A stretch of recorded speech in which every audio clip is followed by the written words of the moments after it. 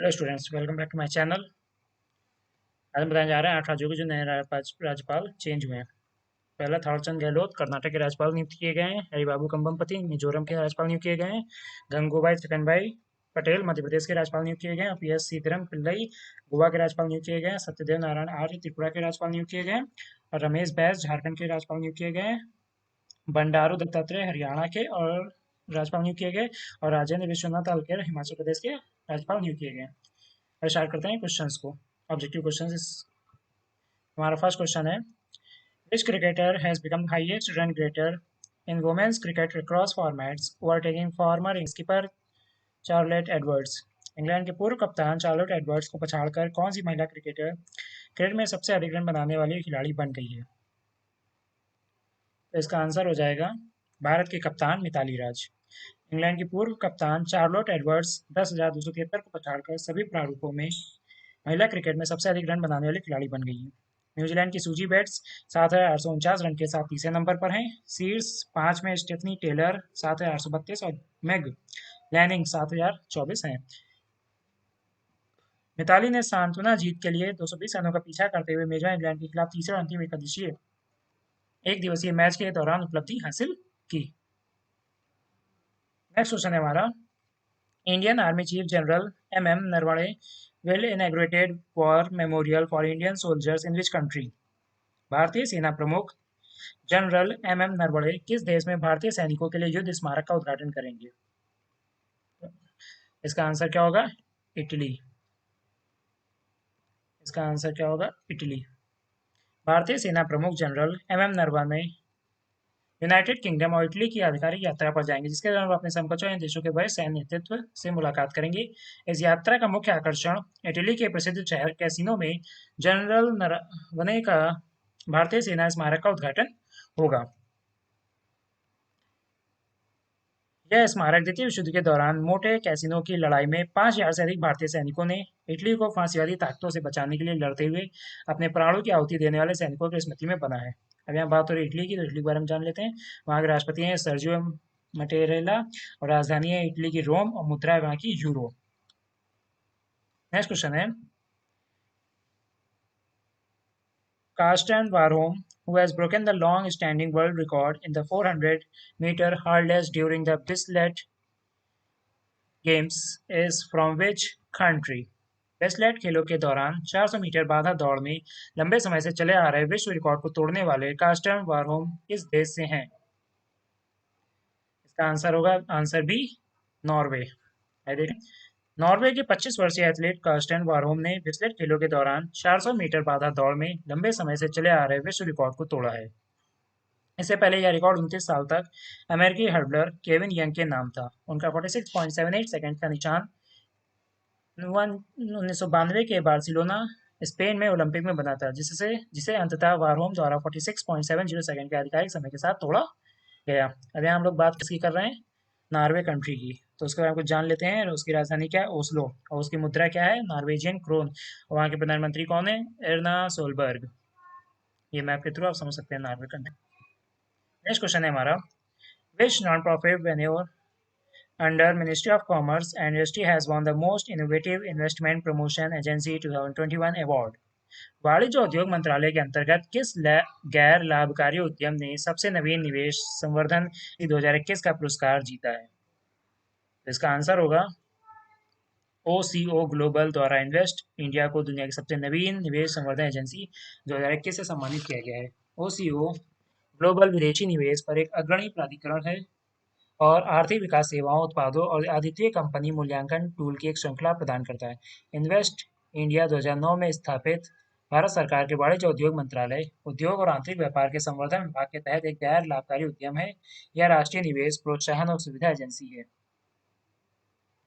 Next question है हमारा, recently the government of India has extended the superannuation age of IPO bound LIC chairman MR Kumar up to. हाल ही में भारत सरकार ने IPO के लिए बाध्य LIC के अध्यक्ष MR कुमार की सेवानिवृत्ति की आयु बढ़ा दी है। अभी कितनी एज बढ़ाई गई है वो देख लेते हैं। सरकार ने भारतीय जीवन बीमा निगम, स्टाफ विनियम 1960 में संशोधन करके आईपीओ के लिए बाध्य एलआईसी के अध्यक्ष एमआर कुमार की सेवानिवृत्ति की आयु 62 वर्ष तक बढ़ा दी है। नियमों में किए गए बदलावों को भारतीय जीवन बीमा निगम संशोधन नियम 2021 कहा जाएगा। एक सरकारी अधिसूचना के अनुसार यह ध्यान दिया जाना चाहिए कि भारतीय स्टेट बैंक एसबीआई सहित कुछ अपवादों को छोड़कर अधिकांश सार्वजनिक उपक्रमों के शीर्ष अधिकारियों के लिए सेवानिवृत्ति की आयु 60 वर्ष है। अभी हम बात एलआईसी के बारे में, तो उसके हम कुछ जान लेते हैं। उसकी संस्थापक कौन है? भारत सरकार। और उसकी स्थापना कब हुई थी? 1 सितंबर 1956 में। इसका मुख्यालय कहाँ है? हेडक्वार्टर मुंबई में। और इसका मूल संगठन कौन है? वित्त मंत्रालय, भारत सरकार। इसका मूल संगठन क्या है? वित्त मंत्रालय, भारत सरकार। Next question. K.N. Bhattacharya has been appointed as a new dash in Tripura. K.N. Bhattacharya को त्रिपुरा में नया नियुक्त किया गया है। क्या नियुक्त किया गया है? ये देखना है। वयोवृद्ध अधिवक्ता नारायण भट्टाचार्य को त्रिपुरा में नया लोकायुक्त नियुक्त किया गया है। उन्हें इस पद पर 1 जुलाई से 3 साल के लिए नियुक्त किया गया। लोकायुक्त अधिनियम 2008 त्रिपुरा में लागू है और 2012 में त्रिपुरा में पहला लोकायुक्त नियुक्त किया गया था। ये कुछ थी जानकारी। भट्टाचार्य राज्य के तीसरे लोकायुक्त हैं और वकील के रूप में पद संभालने वाले पहले व्यक्ति हैं। गुजरात और गुवाहाटी एचएससी के पूर्व न्यायाधीश प्रदीप कुमार सरकार त्रिपुरा में पहले लोकायुक्त थे। अब यहाँ बात करें त्रिपुरा की, तो उसकी राजधानी क्या है? अगरतला। और उसके राज्यपाल कौन है? रमेश बैस। और मुख्यमंत्री कौन है? बिप्लब कुमार देव। देख लेते हैं next question. Which bank has become the second most valued listed public sector bank with a market capitalization of over 50,000 crore? कौन सा बैंक 50,000 करोड़ रुपए से अधिक के बाजार पूंजीकरण के साथ दूसरा सबसे मूल्यवान सूचीबद्ध सार्वजनिक क्षेत्र का बैंक यानी पीएसबी, सार्वजनिक क्षेत्र का बैंक पीएसबी बन गया है? इसका आंसर क्या होगा? देख लेते हैं। Indian overseas bank, IOB. Indian overseas bank 50,000 crore रुपए से अधिक के बाजार पूंजीकरण के साथ दूसरा सबसे मूल्यवान सूचीबद्ध सार्वजनिक क्षेत्र का बैंक बन गया है। राज्य के स्वामित्व वाले ऋणदाता के स्ट्रीट डिस्काउंट निजीकरण के रूप में इसके शेयरों ने पिछले 1 महीने में बीएसई पर लगभग 80% की बढ़त दर्ज की है। इसीलिए 50,000 करोड़ से अधिक के पूंजीकरण के साथ दूसरा सबसे मूल्यवान सार्वजनिक बैंक बन गया है। बीएसई पर उपलब्ध आंकड़ों के आईओबी के पास 51,887 करोड़ रुपए का एम कैप है, जो पीएनबी का 46,000 करोड़ रुपए और बीओबी का 44,000 करोड़ रुपए से है। इससे यह दूसरे स्थान पर है। आईओबी के बारे में अभी हम बात कर रहे थे, आईओबी की, इंडियन ओवरसीज बैंक। उसके अंदर तो उसका मुख्यालय कहाँ पर है? चेन्नई में। उसके सीईओ कौन है? पार्थ प्रतिम सेन गुप्ता। और उसके संस्थापक कौन है? एम चिदम्बरम चेटियार। कब इसकी स्थापना हुई थी? 10 फरवरी 1937 को चेन्नई में इसकी स्थापना हुई थी आईओबी बैंक की, इंडियन ओवरसीज बैंक की। नेक्स्ट क्वेश्चन है हमारा। The reserve bank of India imposed a penalty of ₹25 lakh on which bank for non-compliance with certain provisions of directions on cyber security framework in banks? भारतीय reserve bank ने बैंकों में cyber सुरक्षा ढांचे पर निर्देशों के कुछ प्रावधानों का पालन न करने के लिए किस बैंक पर 25 लाख रुपए का जुर्माना लगाया है? इसका आंसर हो जाएगा, भारतीय रिजर्व बैंक ने बैंकों में साइबर सुरक्षा ढांचे पर निर्देशों के कुछ प्रावधानों का पालन न करने के लिए पंजाब एंड बैंक पर 25 लाख रुपए का जुर्माना लगाया। यह जुर्माना बैंकिंग विनियम अधिनियम 1949 की धारा 46(4) फर्स्ट और 51(1) के साथ पठित धारा 47A(1)(c) के प्रावधानों के तहत आरबीआई में निहित शक्तियों के प्रयोग में लगाया गया है।